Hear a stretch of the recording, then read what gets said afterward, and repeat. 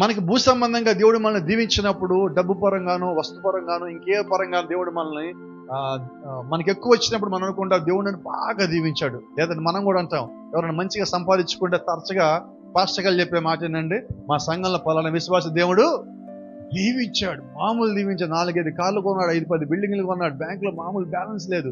దేవుడు ఆయన్ని పచ్చి అబద్ధం అది. బైబిల్లో ఒక్కడిని చూపించాడు దేవుడు డబ్బు పరంగా దీవించడండి, చెప్పండి. ఇంకో మాట చెప్తా, డబ్బు ఉండి దేవుడిని వదిలేసిన బైబిల్ ఎంతమంది చూపించమంటారు మీరు? డబ్బు ఉంటే పరలోకం రామని యేసుక్రీస్తు చెప్పలేదా?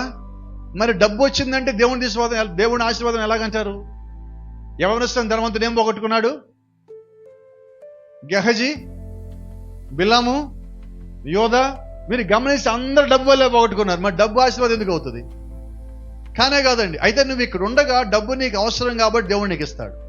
అయితే బైబిల్ అంటే నువ్వు మొట్టమొదటిగా దేవుని రాజ్యం వెతుకు, మొట్టమొదటి దేవుని రాజ్యం వెతుకు. మరి ఈ రోజు నేను మీకు అర్థమైన భాష చెప్తాను. మొట్టమొదటి దేవుని రాజ్యం వెతకటం అంటే ఎదుగో ఈ శరీరం వెతకటం.